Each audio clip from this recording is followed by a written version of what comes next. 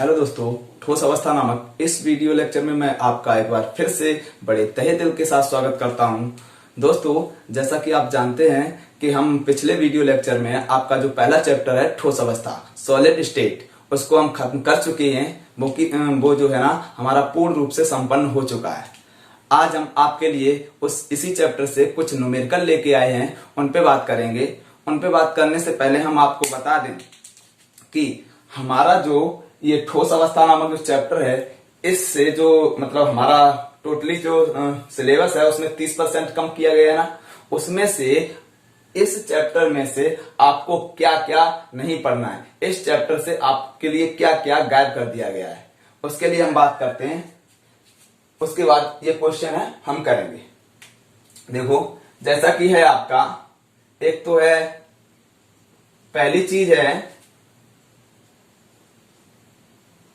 ठोसों में विद्युतीय गुण। ठोसों में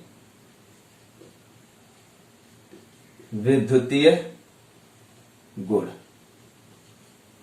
उसके बाद आता है सेकंड, ठोसों में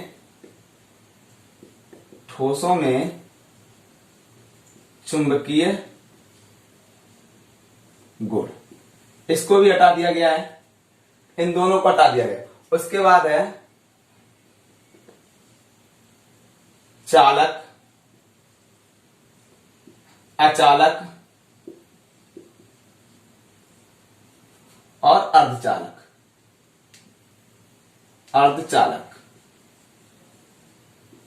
इनको भी हटा दिया गया है ये जो ठोस अवस्था नामक चैप्टर है इसमें से। अब उसके बाद आता है एन टाइप अर्धचालक व एन टाइप एवं पी टाइप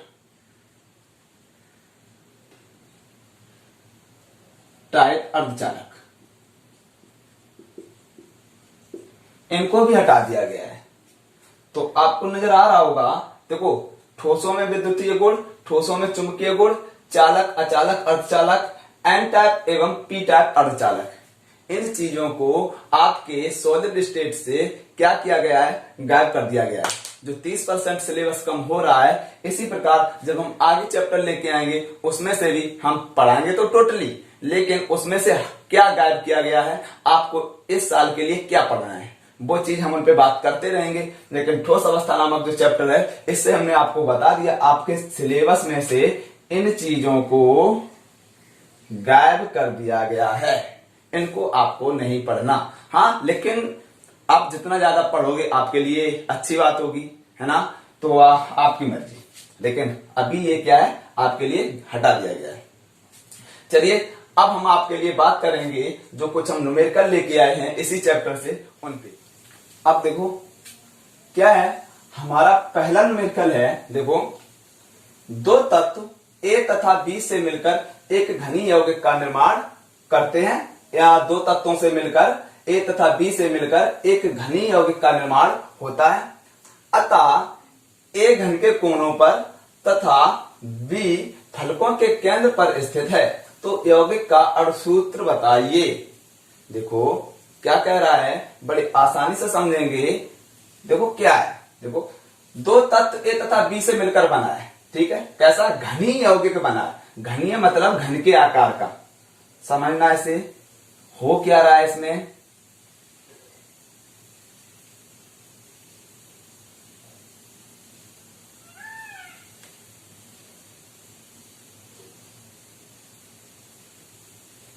घनी यौगिक बना है।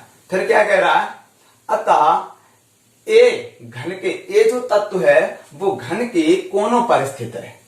ए तत्व, मान लो ये ए है, ए ये तत्व है,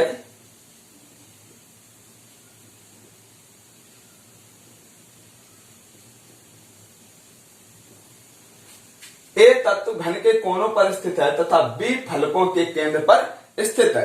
बी फलकों के, ये फलक है साइड, बी फलक, चलो ऐसे करते हैं, बी जो है ना फलकों के केंद्र पर स्थित है। इसको हटाते हैं, एक मिनट।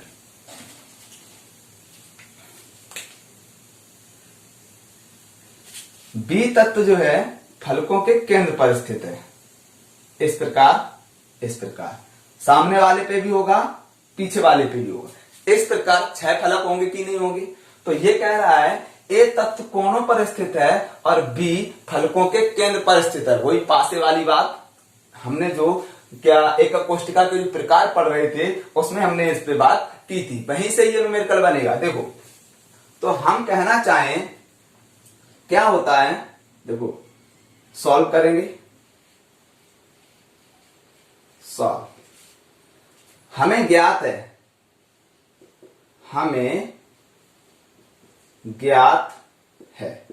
क्या ज्ञात है? कोनों पर अवयवी कणों की संख्या कितनी है? 8। तो टोटल कणों की संख्या कितनी है? 8। और एक कण का उसके अंतर्गत कितना योगदान होता है? 1/8 1/8 बताया था हमने। हमें ज्ञात है कोनों पर कणों का योगदान। इसको रफ करते हैं।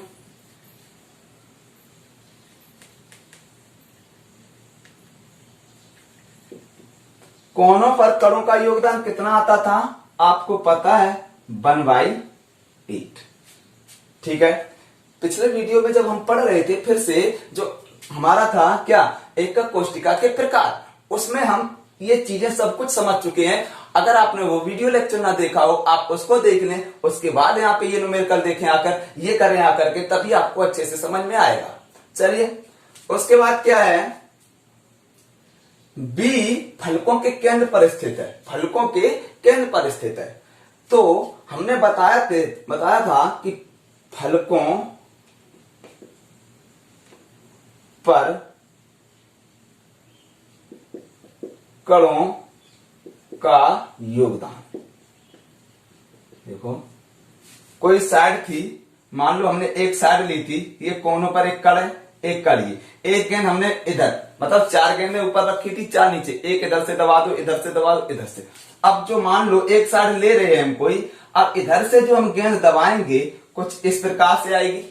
तो एक कण का उस एकक कोष्टिका के अंतर्गत आधा ही तो भाग आएगा ना, आधा भाग आएगा। तो वही है फलकों पर कणों का योगदान कितना होगा? 1/2। ठीक है, अब देखो इसलिए क्या करेंगे, ये नहीं चल रहा है, इसलिए देखो 1/8 कोनों पर योगदान हो गया, 1/2 फलकों पर हो गया। अब समझना, प्रति एकक सेल में, प्रति एकक सेल या वही एकक कोष्टिका बात एक ही है। ठीक है, एकक सेल में एक कणों का योगदान, ये एक कणों की संख्या, ऐसे करो, एक कणों की संख्या कितनी होगी? टोटल कण है हमारे 8, कोनों पर 8 होते हैं। अब एक कण का योगदान उसके अंतर्गत कितना है? 1/8। 8 से 8 कैंसिल, तो कितना आया? सॉरी, कितना आएगा? 1। ठीक, अब आगे देखो, आगे क्या होगा? प्रति एकक सेल में क्या है?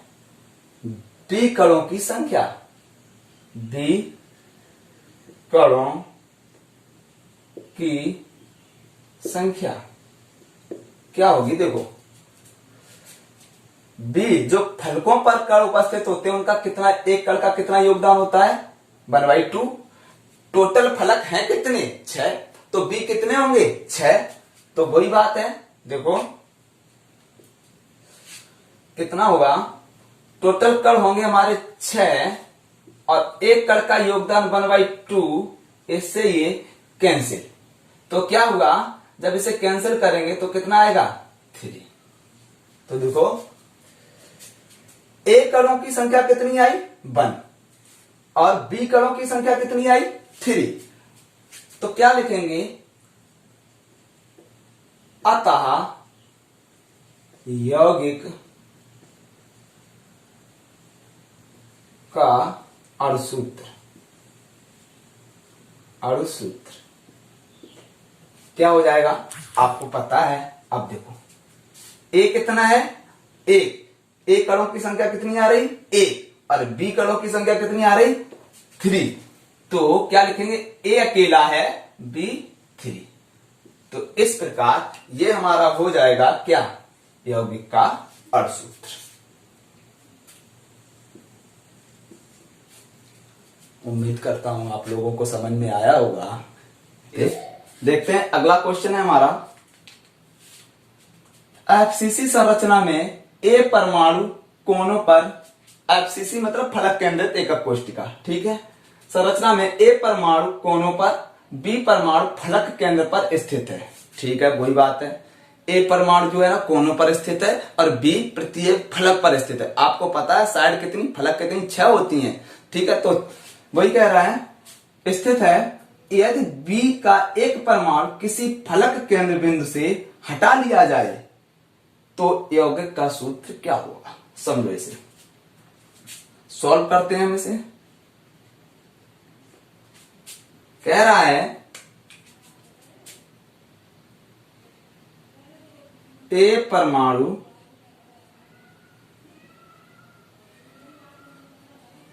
फलक ए परमाणु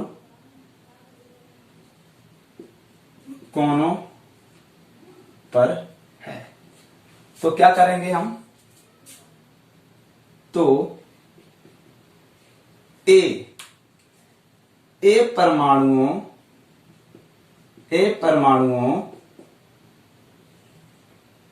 की संख्या, ए परमाणुओं की संख्या क्या हो जाएगी, देखो टोटल कोनों पर कण कितने होंगे, 8 कोने हैं तो 8 होंगे ना, तो टोटल कण 8। वही बात, कोनों पर एक कण का योगदान बताया था हमने 1/8, तो क्या होगा 1/8, कैंसिल करेंगे कितना आएगा 1। इतना क्लियर। आगे देखो, बी परमाणु फलक केंद्र पर स्थित है, बी परमाणु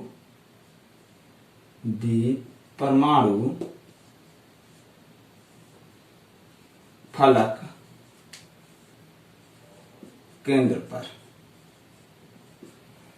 तो क्या होगा, अब देखो, तो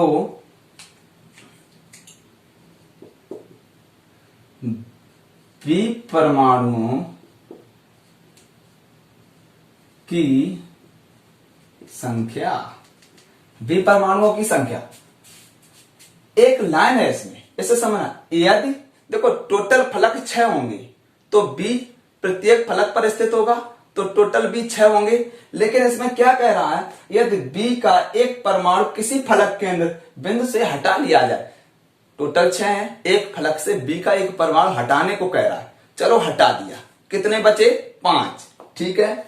तो टोटल कण होंगे अब कितने 5, एक कण का उसमें योगदान कितना होता है फलक वालों पर 1/2, देखो ना फलकों पर कणों का योगदान 1/2, तो क्या हुआ 5/2। इतनी चीज क्लियर। अब क्या करेंगे हम, अणुसूत्र, अणुसूत्र पूछ रहा है ना, यौगिक का अणुसूत्र, वो तो हम बाद में करेंगे। देखो ए कितना है 1, हम अनुपात निकालते हैं, देखो ए अनुपात बी, ए कितना है हमारा 1, ठीक, बी कितना है 5/2, सही है। क्या करेंगे हम, दोनों पक्षों में, दोनों तरफ क्या कर देंगे हम, 2 से मल्टीप्लाई कर देंगे, दोनों तरफ 2 से गुणा करने पर। सही है। देखो क्या होगा, 1/2 अनुपात 5/2 2 से 2 कैंसिल, क्या बचेगा, A अनुपात B अनुपात क्या आएगा, 2/5। तो लिख देंगे यौगिक का अणुसूत्र,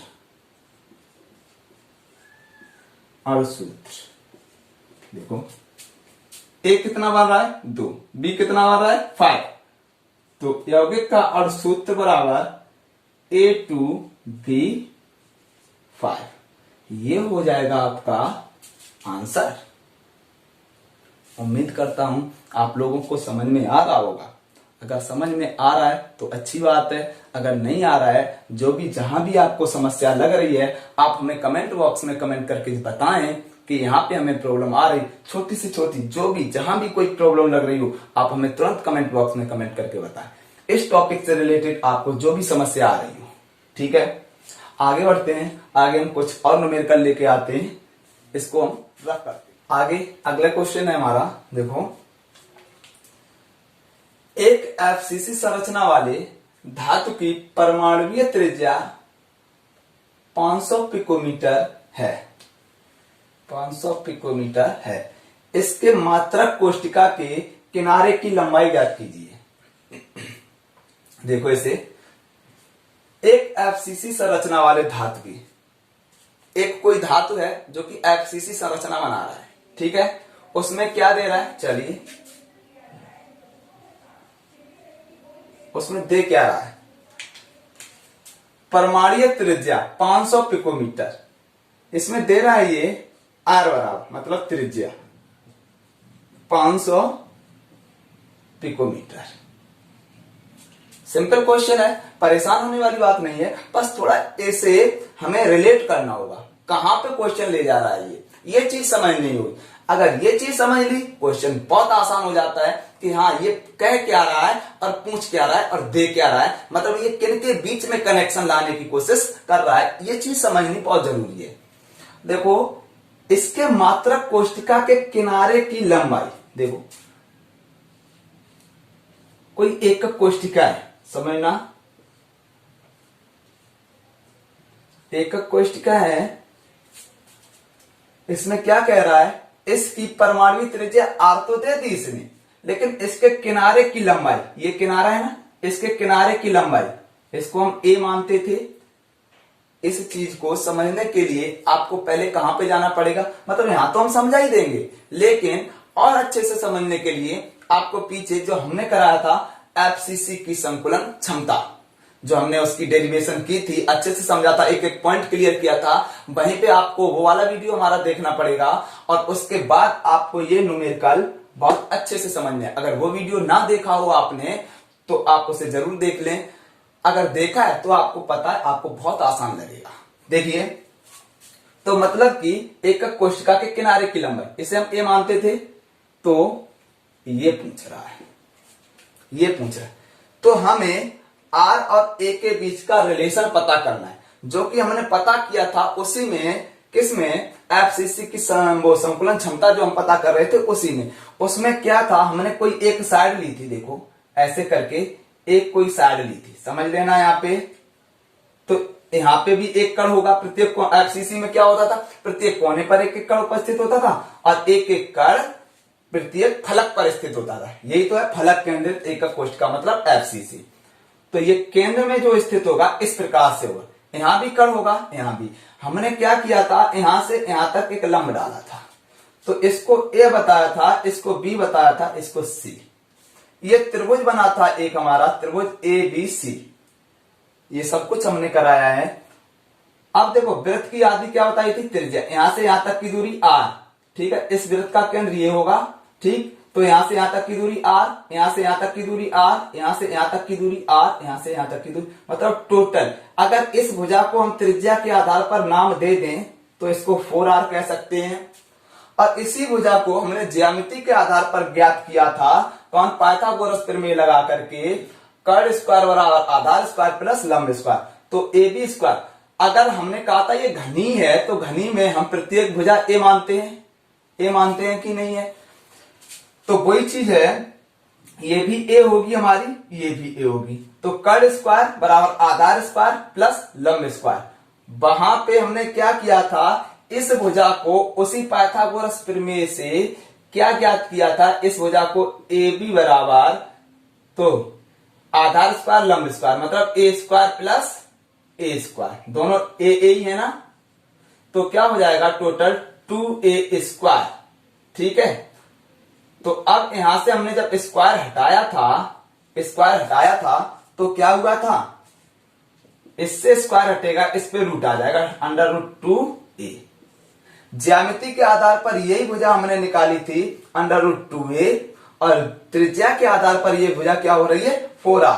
तो हम इन दोनों के रिलेशन को लिख सकते हैं कैसे, देखो √2a बराबर 4r। अब आपको ध्यान आया होगा कुछ, फिर से कह रहे हैं वो वाला वीडियो लेक्चर जरूर देखना है आपको, जिसमें हमने कराया है, आप उसमें डालना कि एफसीसी की संकुलन क्षमता बाई सौरभ स्टडी। ठीक, आपको सब कुछ सामने आ जाएगा, उसको आप देख लेना, नहीं तो हम आई बटन में दे देंगे आपको। तो इसको हम रफ कर देते हैं, उम्मीद करता हूं आपको समझ में आ गया होगा। तो यहाँ पे ये वाला रिलेशन बहुत जरूरी है, तभी हम इसकी, अब क्या आर दे रहा है, ये पूछ रहा है, सब कुछ क्लियर है, करते हैं हम। देखो क्या होगा, ए बराबर 4r अपॉन में √2 को इधर ले आए, अपॉन में आ गया। अब समझो ए बराबर, देखो इस 4 को हम ऐसे लिख सकते हैं 2 इंटू 2, और इस 2 को हम ऐसे लिख सकते हैं √2 इंटू √2 का मल्टीप्लाई आपस में करेंगे तो 2 आ जाएगा। ठीक, इसको हमने वैसे ही रख दिया, तो क्या होगा यहां पे 2 इंटू √2 r अपॉन में √2, इससे इसे कैंसिल कर लो, सही है। ठीक, अब मान लगा दो, a बराबर √2 की वैल्यू 1.41, ठीक है 1.41, और उसके बाद क्या करेंगे आप, इंटू 2 इंटू r, इनका r की जगह पे r की वैल्यू रख दो आप, कितनी है 500। जब इनको आप सॉल्व करेंगे, इनका आपस में मल्टीप्लाई करेंगे, तो आपको आंसर मिल जाएगा 1410 पिकोमीटर, आपका ये आंसर। उम्मीद करता हूं आपको समझ में आया होगा। नेक्स्ट क्वेश्चन है हमारा, फिर से कह रहा हूं समझ में अगर जहां भी प्रॉब्लम लगे आप हमें कमेंट बॉक्स में कमेंट करके जरूर बताएं। आगे सोडियम धातु सेल कोर 4.29 एंगस्ट्रॉम के साथ अंतः केंद्र, सेल कोर मतलब कोई सोडियम धातु का कोई सेल है, कोई एकक कोशिका है। ठीक, इसके कोर की लंबाई कितनी दे रहा है, ये ए है ना, चलो सॉल्व। कोर की लंबाई मतलब किनारा ए इसने बोल दिया है,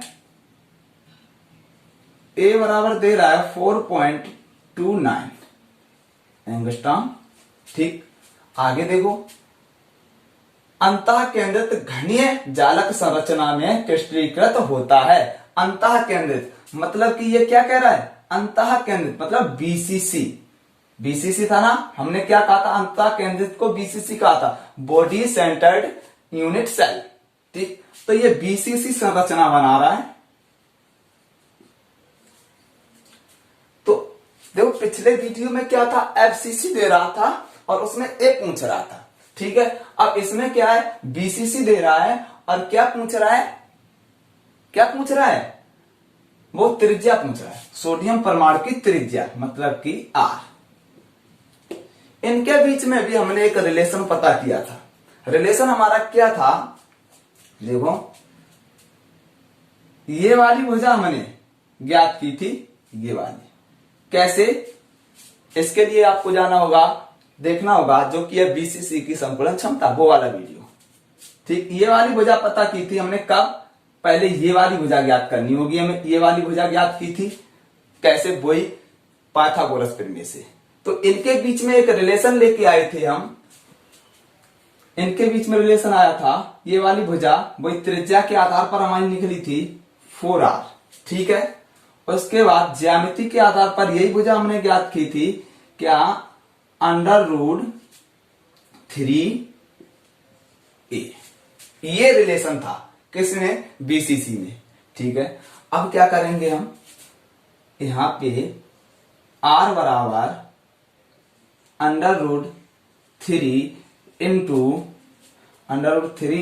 a का मान दिया है 4.29 एंगस्ट्रॉम में है, अपॉन में अब क्या है, नीचे क्या आएगा, यहाँ पे ये 4 नीचे आ जाएगा 4। ठीक है, इनको जब सॉल्व करेंगे आप क्या करेंगे, यहाँ पे इसकी जो √3 की वैल्यू लगा देंगे 1.74। √3 की वैल्यू इतनी लगा देंगे आप, तो आपको r का मान मिल जाएगा 1.8576 एंगस्ट्रॉम। ये रहेगा आपका आंसर। उम्मीद करता हूं आपको चीजें समझ में आ रही होंगी। फिर से आपसे बार बार रिक्वेस्ट है कि यदि आपको जो भी समस्या लग रही हो आप हमें कमेंट बॉक्स में कमेंट करके बताएं, और हाँ, इससे रिलेटेड जो भी आपके मन में क्वेश्चन बने आप हमें कमेंट बॉक्स में कमेंट करके जरूर पूछें। हम आपके जहां तक होगा आपके क्वेश्चनों को आंसर पूर्ण रूप से प्रोवाइड कराने की कोशिश करूंगा। ठीक है, आज के लिए बस इतना ही। और हाँ, एक चीज और है कि इस पे हम क्या करेंगे, और न्यूमेरिकल कराएंगे और क्वेश्चंस लेके आएंगे, बहुत सारी प्रैक्टिस करेंगे जो कि आपका एक भी न्यूमेरिकल नहीं छूटेगा। ठीक है, thanks for watching my video and press the bell icon. धन्यवाद धन्यवाद धन्यवाद।